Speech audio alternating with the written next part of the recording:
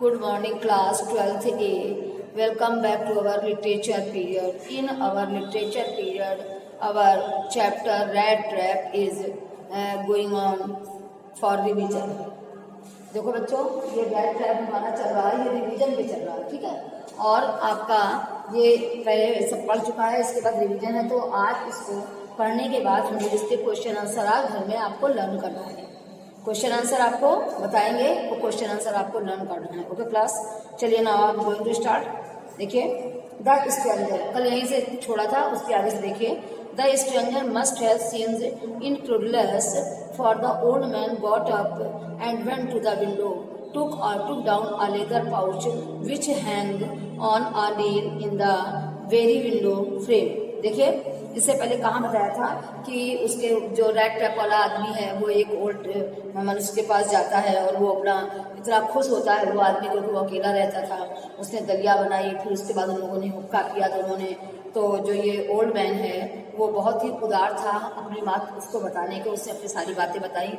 फिर उसके बाद उसने क्या किया वो आपको देखना है। थोड़ा इससे पहले से देखिए, उसने उसे दूध दिया और वो क्रीमी दूध दिया और बता रहा था कि गाय जो है वो क्रीमी दूध देती है, और पिछले महीने उसने 30 करोड़ उसने उसको बिक्री में मिले थे, ठीक है। उसके बाद आप आगे देखिए।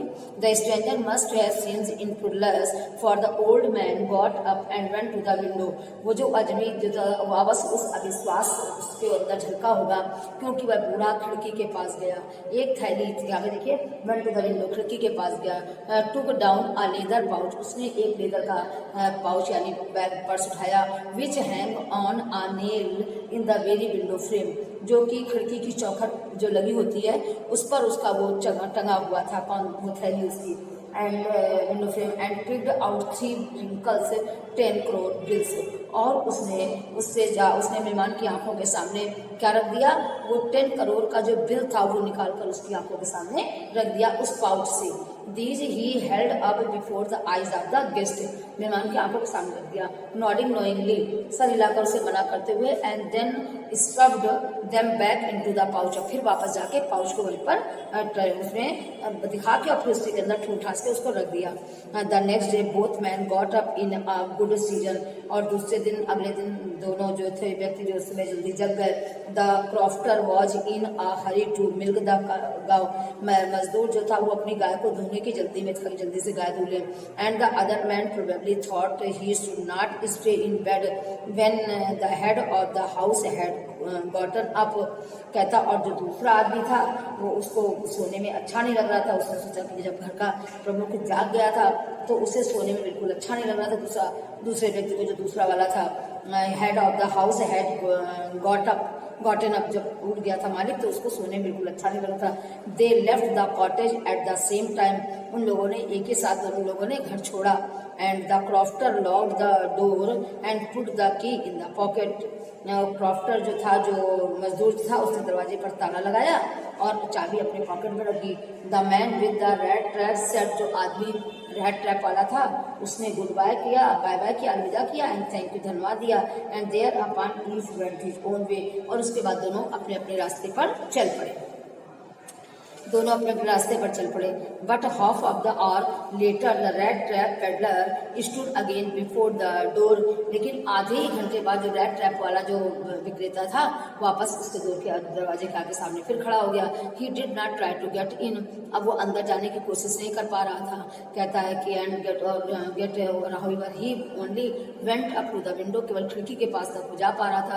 स्मैश्ड अ पेन, अब वो क्या करता, और एक खिड़की का शीशा उसने तोड़ा, केवल खिड़की के पास जाए पर फिर स्मैश द पेन, खिड़की के शीशे को तोड़ा। स्टक इन इट हैंड, अपना हाथ अंदर डाला। Got hold of the pouch with the 30 crore, और 30 करोड़ वाली जो पाउच था उसको उससे बाहर निकाला।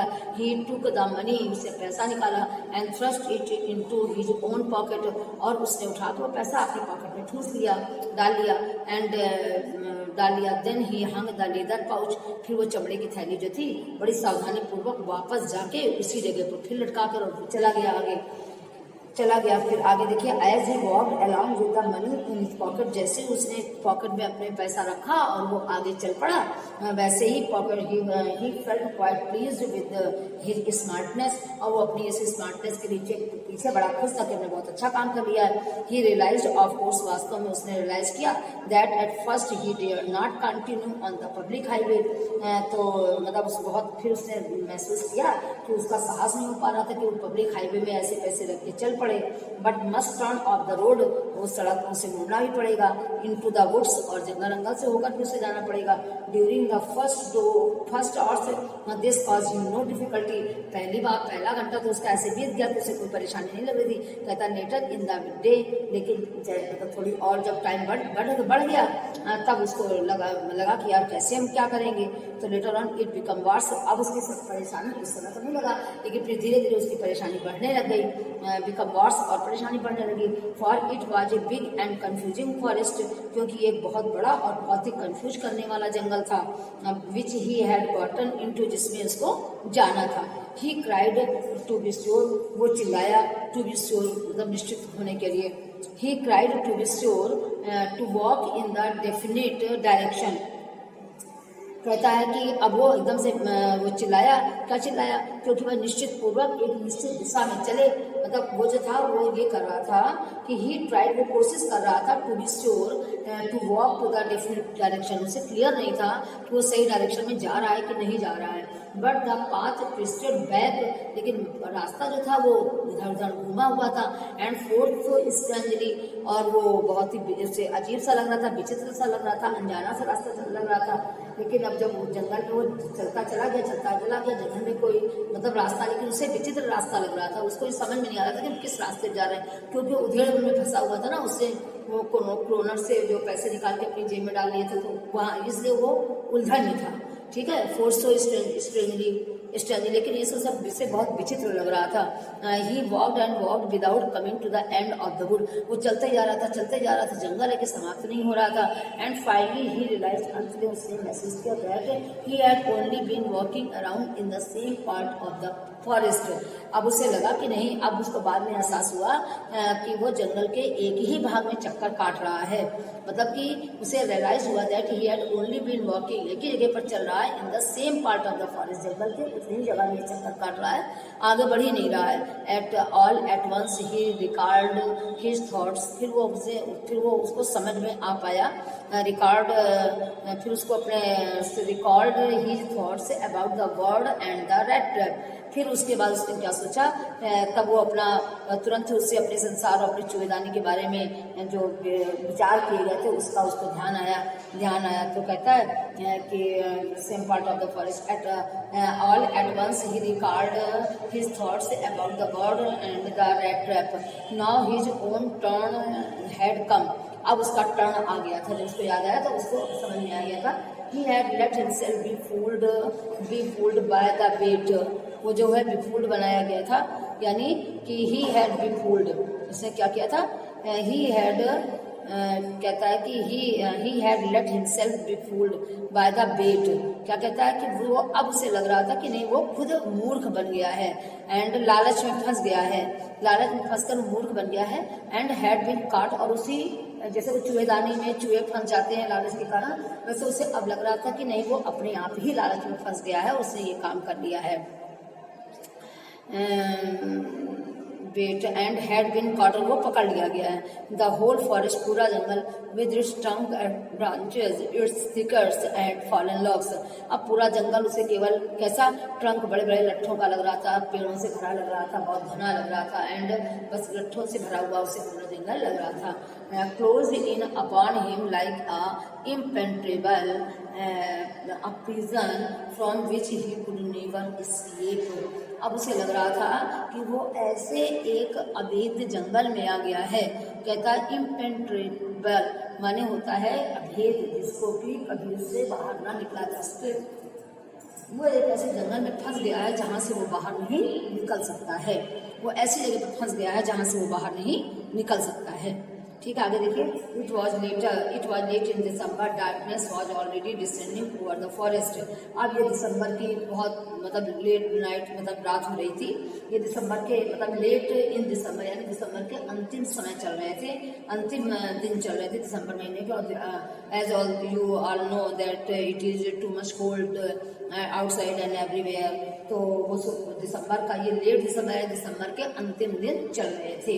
Darkness was already descending over the forest, और पूरे जंगल में डार्कनेस छाई हुई थी, अंधेरा छाया हुआ था चारों तरफ से। And this increased the danger, इससे उससे खतरा और बढ़ रहा था, जिसे देखकर उसे और ज्यादा खतरा लग रहा था कि बहुत ज्यादा खतरा बढ़ता जा रहा है। And increased also his gloom and despair, और इससे उसकी उदासी और निराशा और बढ़ती जा रही थी।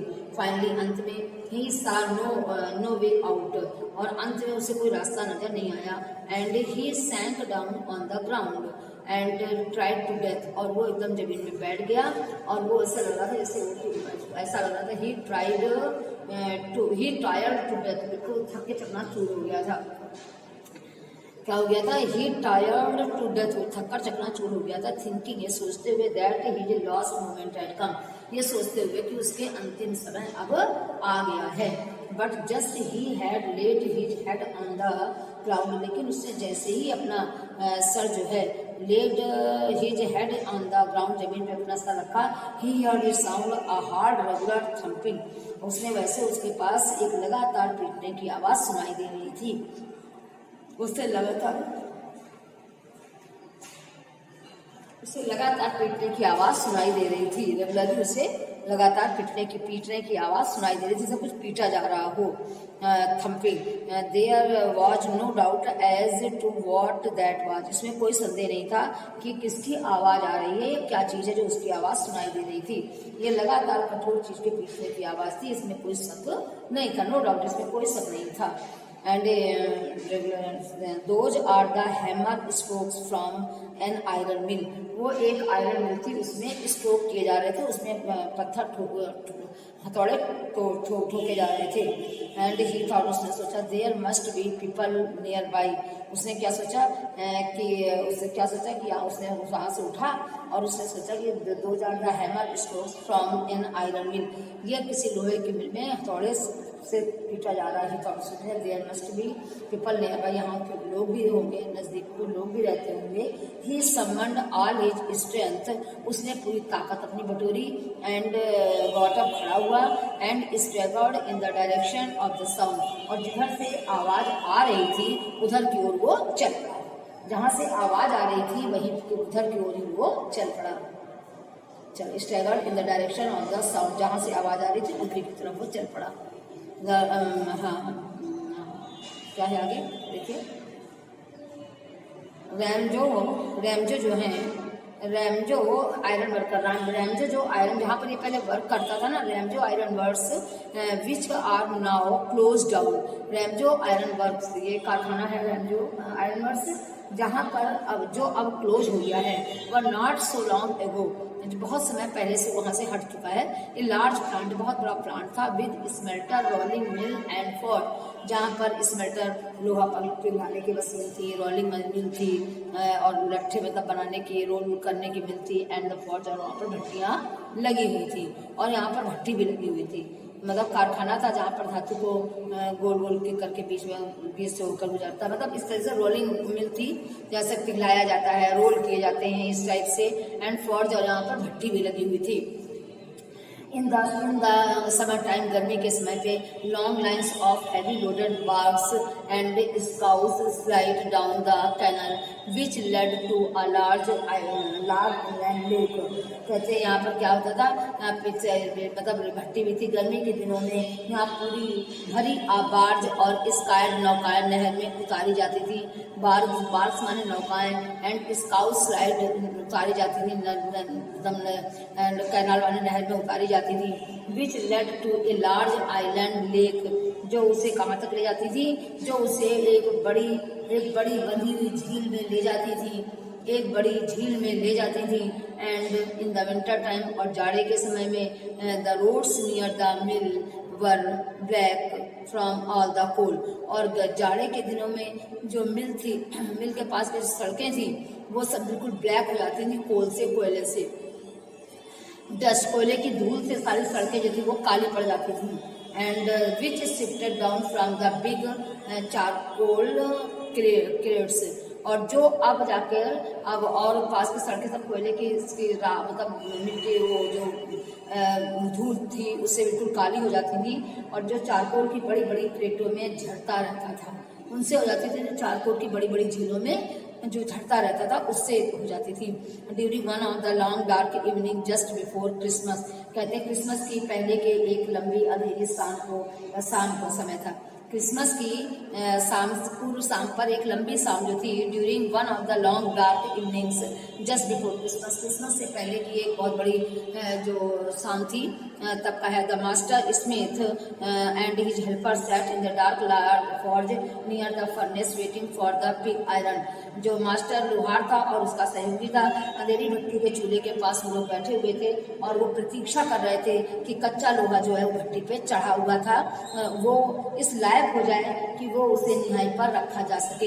इसकी वेट कर रहे थे, फर्नेस पर के नियर बैठे हुए थे और waiting for the pig iron, इस कच्चे में और लोहे की जो है वो प्रतीक्षा कर रहे थे कि जो कि फायर पे रखा जाए, आग पर रखा जाए, to be ready to put on the anvil, रखा जा सके, निहाई के लिए रखा जा सके। Every now and then one of them got up to start the glowing mass with the long iron bar. और उसे थोड़ी थोड़ी देर में उनमें से एक एक उठता और लंबी लंबी लोहे की छड़ी से उस चमकती हुई लोहे को चलाता। मतलब जो वो बैठे थे वो लोग हर कोई now and then one of them, उनमें से एक एक करके उठता, got up to start the, और उससे उठता और उसको हिलाता, सेक करता, and glowing mass with a long iron bar, से एक लंबी छड़ी से, returning to a few moments, कुछ देर बाद वापस फिर आ जाता, डिपिंग विद पर्सपायरेशन, और वो पसीना से एकदम लथपथ होता था। Through as was the custom, ये वहाँ का नियम था। He wore nothing but a long shirt, वो कुछ पहने हुए नहीं थे, केवल एक लंबी शर्ट पहने थे और केवल वुडन शूज पहने हुए थे। समझ में आया कि मतलब इसको देखे, फिर मतलब वो उनमें से एक ही उठता था और उसको लोहे की राड से उसको चलाता था। वो लोग कुछ नहीं पहने थे, केवल एक शर्ट पहने हुए थे और पैरों में केवल वुडन शूज पहने हुए थे। ठीक है, ओके क्लास, थैंक यू। इसके बाद हम आपको कल पढ़ाएंगे और आज इसके रिवीजन में हम आपको जो आपके पास क्वेश्चन आंसर लिखे हुए हैं वो आपको क्वेश्चन आंसर याद करके लिख के आपको सेंड करने। Okay class, thank you.